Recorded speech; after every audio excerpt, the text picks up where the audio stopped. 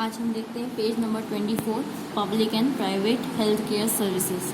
From the above story, you must have understood that we can roughly divide up various health care facilities into two categories.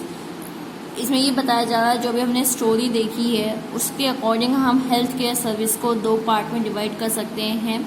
First is public health care service and second is private health facilities. मतलब एक public department और एक private department में हम उसको classify कर सकते हैं.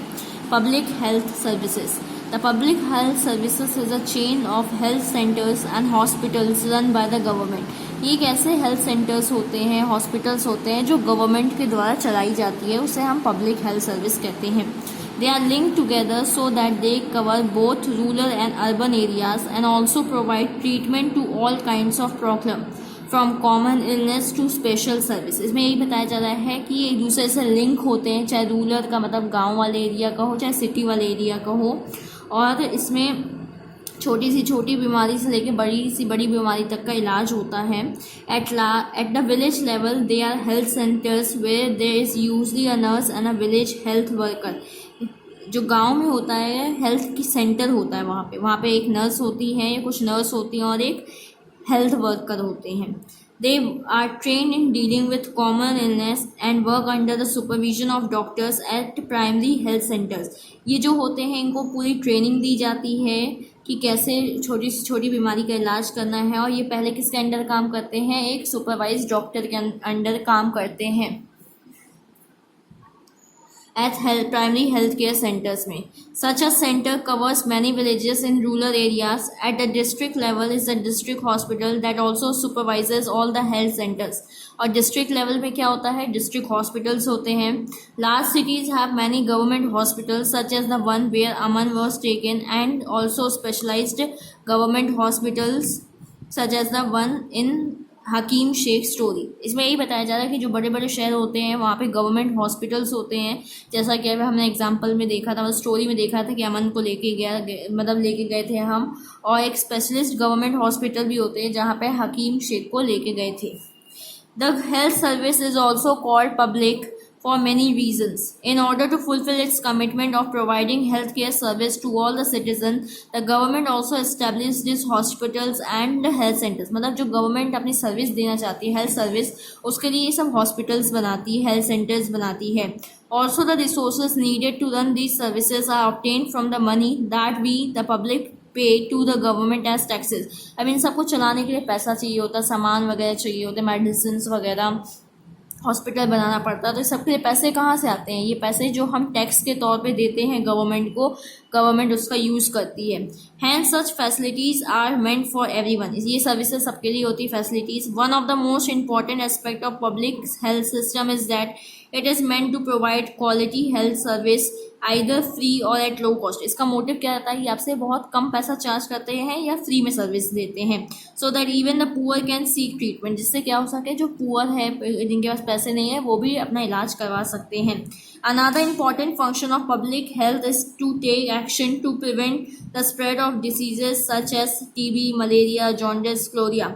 यहाँ पे important जैसे कोई बीमारियाँ फैलती हैं उसका भी इलाज होता है, जैसे आपका डायरिया हो गया, chikungunya etcetera. This has to be organised by the government with participation of people, otherwise it is not effective. मतलब ये बताया जाता है कि इसमें लोगों का भी पार्टिसिपेशन होना चाहिए, गवर्नमेंट का भी पार्टिसिपेशन होगा, तभी जाके ये बीमारियां हट सकती हैं. For example, when taking up a campaigning to see that mosquitoes do not breed in water coolers, roof tops. हमें ये सब कैंपेनिंग्स होती है कि लोग जा के देखते हैं कि बस्ती के बाहर पानी तो नहीं भर गया है या कूलर वगैरह में मच्छर तो नहीं हो रहे हैं. This has to be done for all houses in the area. ये सब जगह घरों में होना चाहिए. एक पैराग्राफ यहाँ पे था, वाई पे टैक्सेस टू द गवर्नमेंट. हम टैक्सेस क्यों देते हैं. Government uses the tax money for providing many public services for the benefit of all citizen. मतलब ये जो पैसा टैक्स के तौर पे लिया जाता है वो लोगों को सेवा देने के लिए लिया जाता है. Such services such as defence, police, judicial system, highways. ये जो आपका हाईवे रोड वगैरह बना होता है, पुलिस जो सर्विस देती है, ये सब किसका पार्ट है, जो हम टैक्स देते हैं उसी की हमको सर्विस मिलती है. Benefit all citizen, otherwise the citizen can not organise this service for themself. Tax fund developmental programmes and services such as education, health care, employment, social welfare, vocational training etcetera required for needy citizen. अब ये जो schools वगैरह government schools बनते हैं, hospitals बनते हैं, जो लोग ट्रेनिंग देते हैं, कैंपेनिंग्स वगैरह होते हैं, सब किस पैसे से होता है? यही जो हम टैक्स के तौर पे देते हैं। Tax money is utilise for relief and rehabilitation in case of natural disaster such as flood, earthquake, tsunami. जब बाढ़ वगैरह आ जाती है तो इस सब की सिचुएशन में भी यही पैसा काम आता है लोगों की मदद करने के लिए। Space, nuclear, missile program are also funded from revenue collected as tax. Government provides some services, especially for the poor who cannot afford to purchase them from the market. One example is healthcare. Can you give another example? मतलब ये mainly वैसे गरीब लोगों के लिए होता है जो ज़्यादा पैसा लगा के ये सब नहीं ले सकते हैं, जैसा एजुकेशन हो गया, हेल्थ सर्विसेज हो गई, तो ये इनको ज़्यादा बेनिफिट होता है इससे।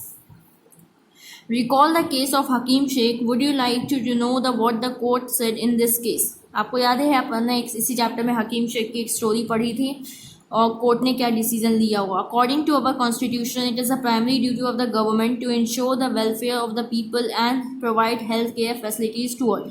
मतलब हमारे कॉन्स्टिट्यूशन के अकॉर्डिंग गवर्नमेंट का काम क्या होता है? गवर्नमेंट का सबसे पहला काम होता है लोगों को सेवा देना।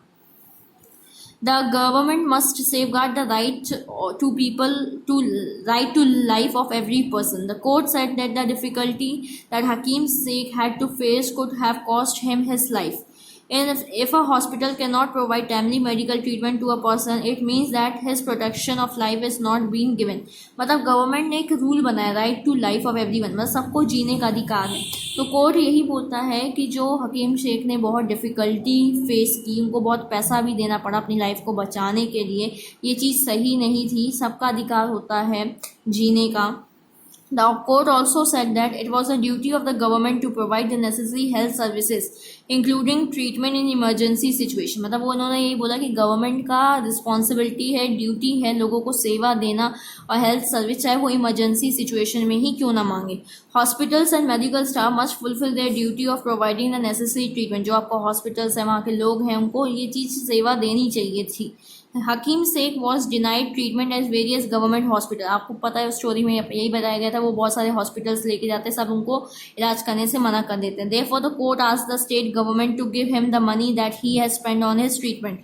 और फिर कोर्ट ने ये आदेश दिया स्टेट गवर्नमेंट को कि जितना उनके इलाज में पैसा लगा है वो उनको दिया जाए। प्राइवेट हेल्थ फैसिलिटीज़, चलिए टॉपिक हम कल देखेंगे। Thank you.